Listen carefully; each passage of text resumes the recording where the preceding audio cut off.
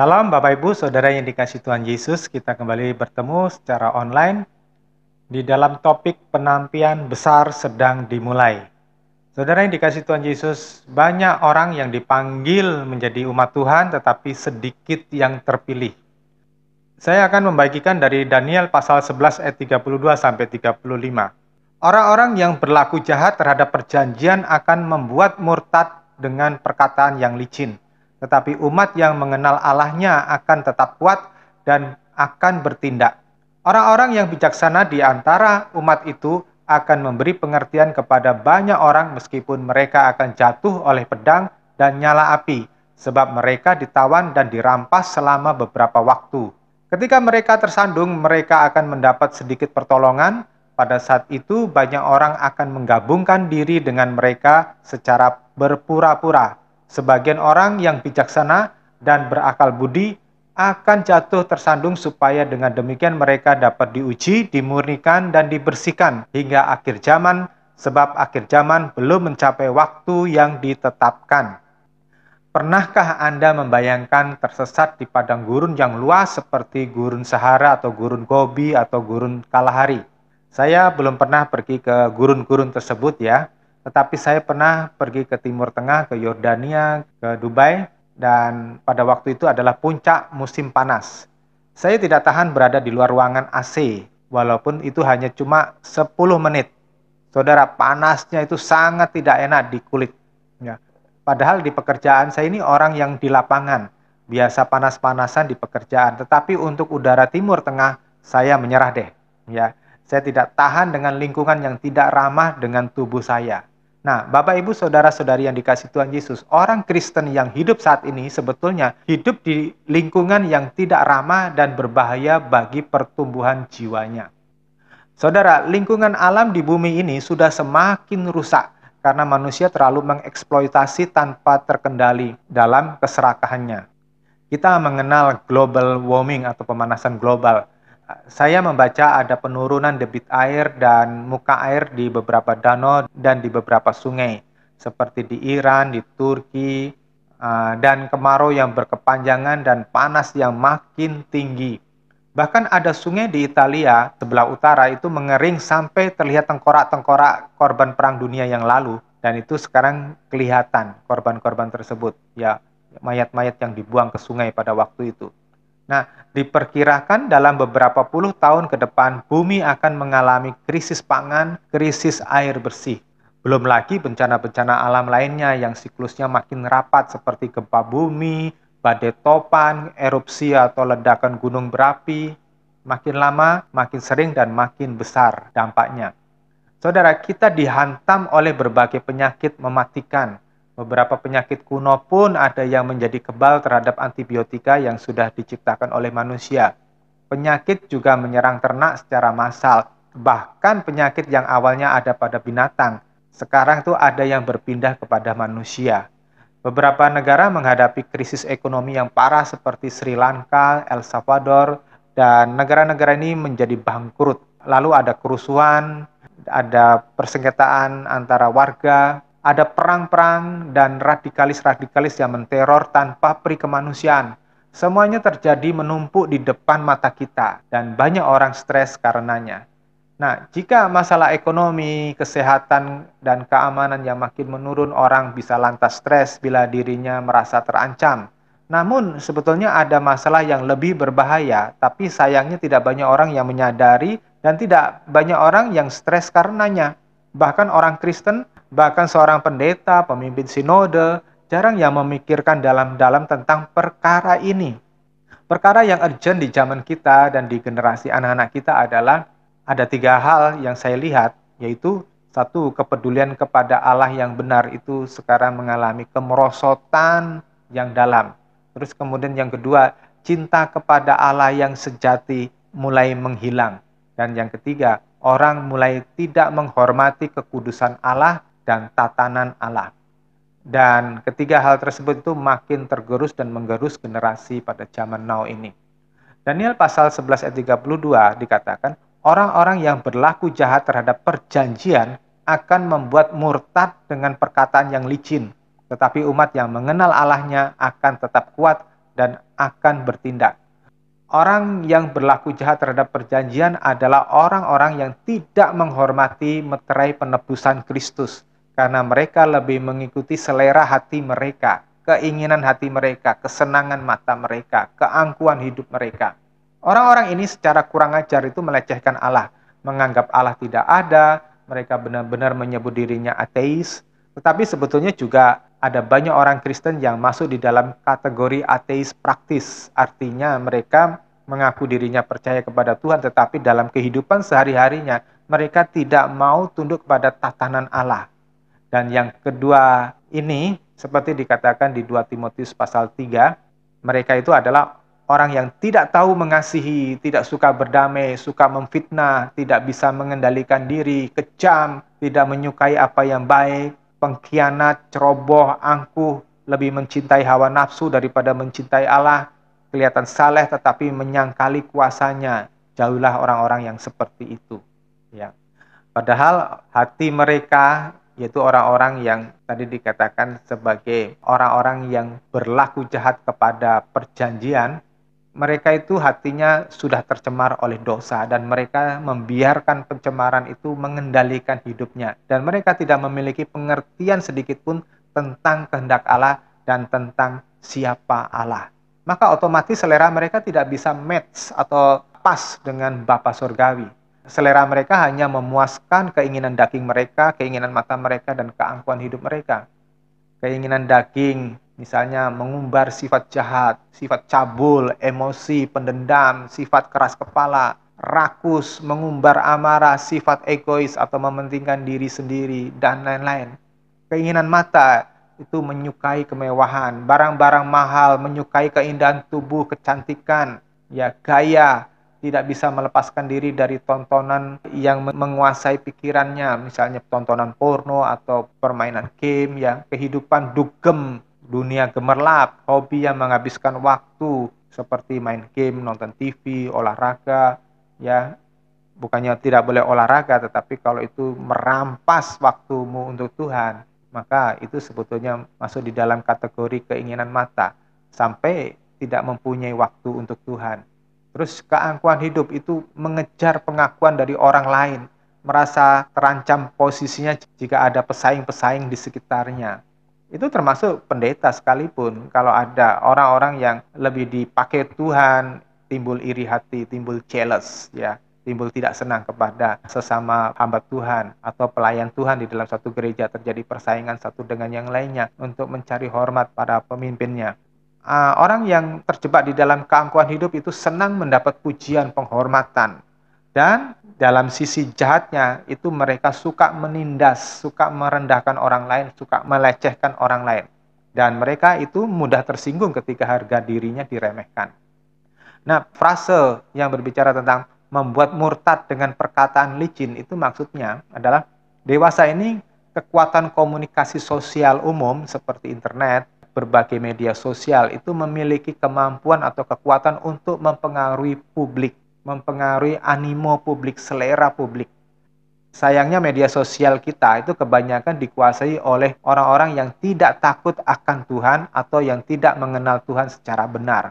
Sehingga media sosial elektronik maupun media cetak banyak dipakai oleh orang-orang yang tidak takut Tuhan tadi untuk menyesatkan orang yang tidak terdidik. Misalnya tokoh-tokoh politik yang ambisius, yang pandai, itu merebut hati rakyat dan memanfaatkan rakyat untuk mencapai tujuan politiknya. Termasuk banyak pendeta menggunakan strategi politik untuk mencapai posisi-posisi tertinggi di dalam denominasi atau organisasi gerejanya untuk mendapat pengakuan, untuk mendapatkan kekayaan, kesejahteraan. Ya, tokoh-tokoh agama atau pendeta yang seperti ini gila hormat, ya, mereka sebetulnya tidak menghormati Allah. Dan mereka itu dipenuhi dengan kerakusan duniawi. Mereka bisa berkhotbah secara berapi-api tentang kemakmuran, tapi mereka itu sebetulnya membuat umat tidak berfokus kepada Allah, melainkan kepada apa yang mereka minta di dunia ini. Mereka memarkir banyak orang Kristen hatinya bukan ke surga tetapi di bumi ini. Mereka adalah orang-orang yang dipakai oleh iblis untuk mempengaruhi orang dan membodohi orang. Iblis tidak harus membuat orang Kristen menjadi jahat, Saya pikir persentase orang yang benar-benar jahat di bumi ini cukup kecil lah dibanding dengan orang yang merasa dirinya orang baik. Iblis cukup membuat orang itu tidak perlu mencintai Tuhan terlalu sungguh-sungguh. Ya. Terus yang kedua, tidak perlu mendekat pada Tuhan dan tidak perlu menghormati penebus. Iblis tidak perlu membuat orang Kristen murtad pindah kepada agama lain atau mengkonversi agamanya dengan agama non-Kristen. Tetapi iblis cukup membuat orang Kristen tidak hidup sesuai dengan kehendak Allah, tetapi hidup semaunya sendiri. Ayat 32 diakhiri dengan narasi, tetapi umat yang mengenal Allahnya akan tetap kuat dan akan bertindak. Berarti kunci untuk menghadapi badai penyesatan, tekanan hidup, masalah-masalah yang berat adalah dengan mengenal siapa Allah yang sesungguhnya. Maka mereka akan bisa bertindak dengan bijaksana, bertindak sesuai dengan pimpinan roh yang ditaruh di dalam hati orang tersebut. Orang yang mengenal Allah dengan benar tidak akan mudah terprovokasi untuk melakukan hal-hal yang buruk, yang kejam, atau kebencian pada orang lain atau kelompok lain termasuk gereja aliran lain. Tetapi sebaliknya orang yang mengenal Allah itu pasti memiliki belas kasihan, memiliki pengampunan, memiliki kerendahan hati, kelemah lembutan. Orang yang mengenal Allah yang benar itu pasti tidak mudah terpengaruh dengan kondisi ekonomi yang sulit. Ekonomi yang sulit, kemiskinan, kesusahan, tekanan-tekanan keuangan, itu tidak akan mempengaruhi kecintaannya kepada Allah. Tidak akan mempengaruhi pelayanannya kepada Allah. Mungkin ada yang menyindir, mana mungkin ada orang yang tidak takut miskin atau menderita. Saya punya beberapa sahabat yang punya hati benar-benar hidup untuk Tuhan, bahkan berani meninggalkan segala kesenangan hidup. Saya kira memiliki prinsip yang diserahkan sepenuhnya dan berserah kepada Tuhan itu adalah masalah mau atau tidak mau saja kok. Di ayat 33, orang-orang yang bijaksana di antara umat itu akan memberi pengertian kepada banyak orang meskipun mereka akan jatuh oleh pedang dan nyala api, sebab mereka ditawan dan dirampas selama beberapa waktu. Saya sering mengingatkan bahwa menjadi Kristen bukan pilihan yang strategis di dunia ini. Bukan pilihan yang menguntungkan, bukan pilihan yang baik untuk menjalani hidup di dunia ini. Saudara, orang-orang Kristen mula-mula abad pertama, ketika mereka mengikrarkan atau mendeklarasikan dirinya menjadi orang Kristen, itu sama dengan menyerahkan leher mereka untuk digantung atau dipancung atau untuk dicabik-cabik binatang buas. Itu bukan pilihan yang terbaik. Tetapi orang-orang pada waktu itu berani mendengarkan para rasul, berani mendengarkan apa yang dikatakan Petrus, Paulus, dan lain-lainnya. Karena apa? Mereka melihat sorga, mereka merindukan sorga, bukan di bumi ini. Nah, menurut saya lebih mudah mengikuti suatu aturan agama yang tidak membolehkan orang makan makanan tertentu, yang tidak membolehkan minum minuman tertentu, yang tidak membolehkan berzina, tidak boleh mencuri, dan berbuat jahat lainnya. Itu menurut saya lebih mudah ya, ketimbang menjadi orang Kristen yang sejati. Menurut saya lebih mudah sekali memilih cara hidup mengasingkan diri di tempat yang terpencil, tidak menikah, tidak perlu menumpuk harta, tidak perlu mencari harta berlebihan, kerjanya hanya berdoa, menyanyi, membaca kitab suci, daripada menjadi orang Kristen yang sejati dalam kehidupan masyarakat yang majemuk ini. Jika saat ini agama Kristen adalah agama yang paling banyak dianut manusia di dunia saat ini, itu bukan berarti berita yang menggembirakan atau membanggakan. Dan sangat belum tentu kondisi ini menyukakan hati Allah. Jika orang hanya menjadi Kristen secara abal-abal atau secara basa-basi, ya menjadi orang Kristen yang abal-abal itu gampang. Tetapi tuntutan Tuhan kan, supaya setiap orang yang mau mengikuti Tuhan harus mau menjadi seperti Tuhan. Memiliki karakternya Tuhan, memiliki cita rasanya Tuhan, memiliki pola berpikirnya Tuhan. Makanya di Filipi pasal 2 ayat ke-5, hendaklah kita memiliki perasaan dan pikiran Kristus. Dan itu tidak mudah. Lalu untuk mengakui Yesus sebagai Tuhan atau Kairos, itu juga tidak mudah. Pada zaman Alexander Agung, seperti yang saya ceritakan minggu yang lalu, Raja Makedonia itu menuntut disembah oleh para pengikutnya ketika ia berhasil menaklukkan kerajaan Persia dan kerajaan-kerajaan lainnya, ya Mesir, India gitu ya. Perilaku itu sangat bertentangan dengan pemahaman religius orang-orang Yunani yang pada waktu itu masih politeisme, ya. Karena orang-orang Yunani walaupun masih menyembah pada berhala, tetapi mereka tidak mau menyembah manusia. Mereka hanya mau sujud kepada patung Zeus yaitu dewa paling tinggi atau paling agung di Yunani. Tetapi pada waktu itu orang dengan sukarela sujud menyembah Alexander Agung. Saya pun bisa mengerti mengapa orang mau menyembah Alexander Agung yang menyatakan dirinya itu orang setengah dewa. Karena tidak ada satu bangsa pun, tidak ada satu kota pun yang bisa bertahan menghadapi Alexander Agung. Dan fakta itu ada di dalam sejarah. Dia menjadi satu-satunya penguasa di dunia saat itu. Dan ia berhasil memenangkan berbagai pertempuran yang orang biasa pasti tidak akan bisa memenangkan pertempuran itu. Ya, sebab bagaimana mungkin ia bisa menang perang menghadapi pasukan Darius III yang 2,5 kali lebih besar daripada pasukannya, dan Darius III dilengkapi dengan peralatan perang mutakhir pada waktu itu seperti kereta-kereta perang ya. Tetapi Alexander dapat menaklukkan Darius III tadi di dalam pertempuran Gaugamela. Lalu ia bisa menaklukkan tentara gajahnya orang India dengan mudah juga. Wajar orang media Persia, Mesir, Yunani, India, Babel menyebut dia itu Kairos atau Tuhan. Tetapi jika kita bisa menyebut Yesus itu Tuhan atau Kairos, itu bukan perkara yang mudah. Yesus tidak pernah memimpin sebuah peperangan. Yesus tidak pernah memimpin pasukan tempur yang kuat, yang berjaya di medan pertempuran. Yesus tidak pernah menaklukkan suatu bangsa, bahkan Yesus terbukti mati disalib tanpa perlawanan. Orang dapat melihat dia dengan mudah betapa lemahnya dia. Lah kok bisa-bisanya dia diakui sebagai Tuhan? Wajar di zamannya orang sulit menerima dia sebagai Kairos. Apalagi di zaman ini yang satu sisi orang tidak perlu percaya Tuhan atau orang-orang ini adalah orang-orang ateis dan menganggap bahwa kisah Yesus hanyalah mitos atau cerita omong kosong. Tapi di sisi lain orang dicekoki bahwa tidak mungkin Yesus itu Tuhan dengan segala pelecehannya. Untuk itu mudah sekali orang menyangkali Yesus dan meremehkan beliau sebagai Tuhan. Kita, para pengikut Yesus, tidak diajari mengangkat pedang ketika disakiti. Kita ini tidak diajari untuk menjadi marah atau dendam ketika kita direndahkan atau dilecehkan. Sebaliknya kita disuruh mengampuni dan berbelas kasihan pada orang yang membuat masalah pada kita.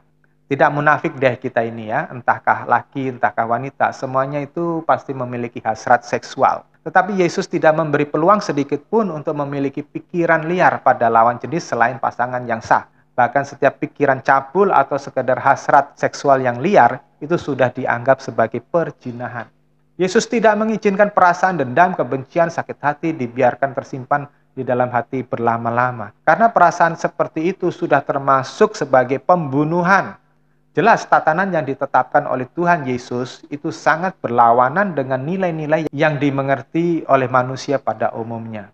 Sejarah membuktikan bahwa orang-orang Kristen mula-mula yang tulus harus mengalami aniaya sampai maut ketika mereka mempertahankan kesetiaannya kepada Kairos Yesus. Mereka tidak hanya menderita di zaman kaisar-kaisar Romawi sebelum Konstantin Agung dan Theodosius, tetapi juga di negara-negara lain, di kerajaan-kerajaan lain, seperti di Persia, India, dan sebagainya.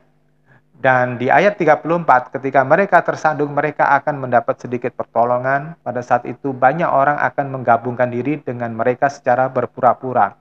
Saudara, orang Kristen mengalami masalah, mengalami kesulitan. Ya, ada orang-orang yang ditolong Tuhan, ada orang-orang yang diberi mujizat, tapi ada orang-orang yang dibiarkan oleh Tuhan sampai mati pun tidak mendapatkan pertolongan. Paulus ketika ditawan oleh Nero berakhir di hukuman pancung. Petrus berakhir di hukuman disalib terbalik. Dan pengikut-pengikut mereka satu persatu dibantai. Ada yang dijadikan obor hidup-hidup, ada yang diadu dengan binatang buas, ada yang disalib, dan seterusnya. Nah, saudara yang dikasih Tuhan Yesus, mereka hanya sedikit mendapat kelegaan. Ada orang yang mendapat mujizat, ada yang mendapat tanda-tanda ajaib gitu ya. Tetapi itu bukan untuk tujuan utama orang itu menjadi Kristen. Karena orang Kristen itu dipersiapkan untuk masuk ke dalam hidup yang kekal, di dalam langit yang baru dan bumi yang baru, Yerusalem yang baru. Nah, di sini kita melihat apa dan siapa sebagian besar orang Kristen itu. Terus kemudian yang kedua dikatakan ada banyak orang menggabungkan diri dengan berpura-pura. Artinya banyak orang memang tertarik masuk Kristen, tetapi tidak siap menyalipkan daging, tidak siap melepaskan kesenangan mata dan keangkuhan hidup. Mereka tidak siap menjadi orang yang tidak berkompromi dengan dosa, dengan kedagingan, dengan keinginan mata yang rendah. Mereka tidak siap melepaskan kemarahan, kebencian, sakit hati, kesombongan, iri hati, dengan pengampunan, dengan kerendahan hati, kelemah lembutan, dengan hati yang mengasihi. Mereka tidak siap dengan hidup sederhana, bersyukur dengan apa yang adanya, tetapi mereka tetap mengejar ambisi dengan membabi buta dan mengabaikan prinsip-prinsip kekudusan seperti dengan manipulasi, baik dengan cara berbuat curang, korupsi, menggelapkan milik orang lain. Mereka tidak siap hidup sederhana yang hidup tanpa glamor, ya, tanpa dugem gitu. Sebab selera mereka masih tetap tinggi, suka pesta poras, tetap hura-hura, tetap suka bermewah-mewah, tetap dunia gemerlap, ya. Mereka tetap menyukai hidup najis, kemabukan, pesta pora, dugem, hura-hura, perzinahan, perjudian, kekerasan, dan sebagainya. Orang-orang Kristen seperti ini mengira dengan menjadi Kristen, mereka diberi kesempatan menjadi makmur. Mereka berpikir apapun yang mereka perbuat selama mereka beragama Kristen, mereka akan tetap aman-aman saja di depan Allah. Mereka berpikir dengan kasih karunia dari Allah, mereka akan mendapat pengampunan terus-menerus tanpa pusing dengan tanggung jawab. Mereka berpikir Allahnya orang Kristen itu sangat pemurah, dapat memperkaya umatnya, mau memberikan mujizat kesembuhan, dan lain-lain. Itulah orang-orang yang disebut Alkitab sebagai orang yang mendatangkan aib. Yudas 1 ayat 13. Mereka seperti gelombang laut yang ganas, yang membuihkan kehinaan mereka sendiri. Mereka seperti bintang-bintang yang mengembara, yang baginya kegelapan, yang pekat, yang telah disediakan untuk selamanya. Bapak, Ibu, Saudara yang dikasihi Tuhan Yesus, membuihkan kehinaan, kalau di dalam terjemahan baru itu menggunakan istilah keaiban. Ya, membuihkan keaiban. Itu berasal dari kata Yunani aiskinas, yang artinya shame, memalukan, atau disgrace, sesuatu yang memalukan, sesuatu yang tidak mulia. Kehidupan kedagingan ini menjadi dasar kesenangan banyak orang Kristen duniawi yang kelakuannya hanya memalukan nama Tuhan saja. Di dalam Filipi pasal 3 ayat ke-18-19, sebab ada banyak orang yang hidup sebagai musuh-musuh salib Kristus. Tentang hal ini aku sudah sering menceritakannya kepadamu, dan sekarang aku menceritakannya lagi dengan air mata. Akhir hidup mereka adalah kebinasaan karena Allah mereka adalah perut mereka, dan pujian mereka adalah hal-hal yang memalukan. Pikiran mereka hanyalah hal-hal duniawi. Saudara yang dikasihi Tuhan Yesus, orang-orang yang seperti ini, orang-orang Kristen yang seperti ini, mereka itu akhirnya menjadi musuh Tuhan. Karena orang-orang Kristen jenis ini sebetulnya tidak pernah menghormati Tuhan. Pikiran mereka hanyalah perkara-perkara yang mendatangkan keuntungan pribadi semata-mata, yang memuaskan hawa nafsu mereka. Ya, memuaskan pikiran mereka yang duniawi. Orang Kristen duniawi dipakai oleh iblis untuk mengkamirkan orang lain, menarik orang lain yang tidak waspada, menarik orang lain yang belum dewasa rohaninya, dan mengikuti cara hidup mereka, cara pandang mereka, cara berpikir mereka, kebiasaan mereka yang bertentangan dengan kekudusan Allah. Mereka menyeret orang-orang yang tidak waspada dalam hidupnya dengan cara yang najis, dengan cara yang rendah, cara yang keliru. Matius 22 ayat 14, sebab banyak orang yang dipanggil tetapi sedikit yang dipilih. Oleh sebab itu wajarlah Tuhan memperingatkan banyak orang yang dipanggil menjadi Kristen, tetapi hanya sedikit yang memenuhi syarat diselamatkan, yang dianggap layak untuk dibawa ke langit baru, bumi baru, Yerusalem baru. Sedangkan Petrus memberi peringatan dengan tegas dalam suratnya di 1 Petrus pasal yang keempat, supaya orang Kristen jangan main-main dalam hidup ini, sebab Allah menaruh tuntutan yang tinggi pada setiap umatnya. Sejak Tuhan Yesus datang ke dunia ini, umat perjanjian baru sebetulnya tidak bisa lagi berkelakuan atau beribadah seperti umat Israel. Orang-orang Israel kuno dalam agama Yudaisme adalah untuk orang-orang yang kanak-kanak rohani yang belum matang rohaninya. Mereka masih ditoleransi cukup menjalankan syariat agamawi seperti puasa, beribadah dengan liturgi, memberi sedekah, berdoa, merayakan hari raya keagamaan tertentu. Tetapi di perjanjian baru umat dituntut harus menjadi seperti Tuhan Yesus. Tidak ada nilai tawar yang lainnya. 1 Petrus pasal 4 ayat 17-19. Sudah saatnya penghakiman dimulai dari keluarga Allah. Dan jika penghakiman Allah dimulai dari kita, bagaimanakah nasib orang-orang yang tidak taat kepada Injil Allah? Jika orang saleh saja sulit untuk diselamatkan, bagaimana dengan orang jahat dan orang berdosa? Karena itu biarlah mereka yang menderita karena kehendak Allah mempercayakan jiwanya kepada Sang Pencipta yang setia sambil terus melakukan apa yang baik. Di ayat 34 tadi dikatakan banyak orang akan menggabungkan diri dengan mereka secara berpura-pura. Saya pernah berkata bahwa dengan makin banyaknya jumlah orang Kristen dewasa ini belum tentu menyenangkan Allah ya. Karena orang-orang yang menjadi Kristen belum tentu hidup berkenan kepada Allah. Mereka tetap menghambakan diri kepada dosa. Maka tidak heran banyak pejabat sipil Kristen tetap korupsi, pejabat-pejabat dan anggota DPR yang Kristen mempunyai selingkuhan, dan saya tahu itu karena saya pernah melayani orang-orang seperti itu. Maka tidak ada gunanya mereka menjadi Kristen sebetulnya, karena hidup mereka hanya menjadi aib saja. Maka tidak heran orang di luar menganggap bahwa orang Kristen itu identik dengan pemabuk, pecina, pejudi, tidak sopan pakaiannya ya. Nah, sekarang kita memfokuskan pada ayat ke-35. Sebagian orang yang bijaksana dan berakal budi akan jatuh tersandung supaya dengan demikian mereka dapat diuji, dimurnikan, dan dibersihkan hingga akhir zaman, sebab akhir zaman belum mencapai waktu yang ditetapkan. Saudara, memang sekarang ini belum akhir zaman, tetapi kita ini sebetulnya sedang dalam posisi detik demi detik mendekati zaman yang baru, zaman yang akan ditentukan oleh Tuhan, supaya hanya orang-orang kudus, hanya orang-orang yang berkenan kepadanya yang masuk ke dalam dunia yang akan datang. Ada 3 kata kerja penting di sini. Yang pertama diuji, 2 dimurnikan, 3 dibersihkan. Nah, pertama, kesetiaan setiap orang Kristen itu akan diuji. Orang bisa berpenampilan seakan-akan menjadi orang yang saleh, yang baik di depan umum, di depan orang lain, ya. Tetapi saatnya akan tiba, Tuhan akan menguji apakah di kedalaman hatinya itu seperti apa yang dia tampilkan. Di masa yang sulit ini, saudara-saudara akan mendapat penampilan yang hebat. Ekonomi, kesejahteraan, usaha dari banyak orang Kristen akan digoncang. Dan saat ini juga sudah banyak yang digoncang. Rumah tangga, kesetiaan pasangan akan digoncang. Banyak orang yang sudah melayani Tuhan dengan sungguh-sungguh tetapi pasangannya selingkuh, pasangannya tidak setia. Hubungan pertemanan bahkan persekutuan gereja akan digoncang. Banyak gereja, banyak persekutuan pecah hanya gara-gara perkataan atau perbuatan yang sepele-sepele. Ya, persahabatan orang dipecah karena hanya perkataan-perkataan yang sepele. Dalam pengujian itu hanya sedikit yang bisa lolos, karena kesetiaan sampai mati kepada Tuhan di sini sudah menjadi barang yang langka.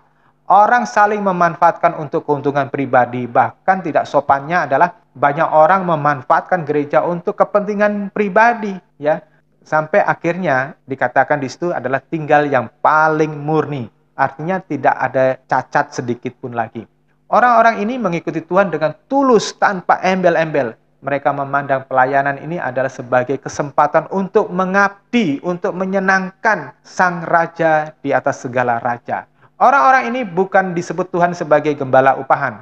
Saudara, harus disadari ada banyak orang melayani bukan dengan hati tulus, tetapi mereka adalah gembala upahan. Ada maksud tertentu, ada udang di balik bakwan. Ya, mengais berkat melalui pelayanan, mengais penghargaan melalui pelayanan. Ada beberapa orang yang pernah kita sekolahkan di STT ya, tetapi mereka tetap tidak bisa lepas dari naluri dosa mereka, yakni mencari keuntungan finansial, menggantungkan hidup melalui pelayanan ini. Kita harus bisa keluar dari lingkaran setan seperti itu. Sampai yang terakhir adalah dibersihkan. Sampai tidak ada noda lama, tidak ada sifat daging, tidak ada selera rendahan yang masih menempel dalam kepribadian kita. Tidak ada cara berpikir yang keliru, cara berpikir yang hanya mementingkan diri sendiri. Sampai hari ini saya terus mencari orang-orang yang tulus dan yang setia kepada Tuhan. Orang-orang yang tidak memanfaatkan Tuhan hanya untuk sembuh dari sakit, hanya untuk menjadi kaya, makmur, mendapat tunjangan hidup. Tetapi mengabdi kepada Tuhan untuk melihat kemuliaan Tuhan itu dinyatakan. Untuk melihat kehendak Bapa jadi di bumi ini. Yakni orang-orang yang mengerti bahwa kita ini harus kembali menjadi secitra, se-image-nya Allah. Di dalam karakter, cita rasa, pola berpikir. Semuanya itu menjadi seperti Kristus. Jika Anda dapat menangkap maksud khotbah saya ini, Anda akan menjadi salah seorang yang dikatakan oleh Petrus sebagai orang yang mempercepat kedatangan Tuhan yang kedua.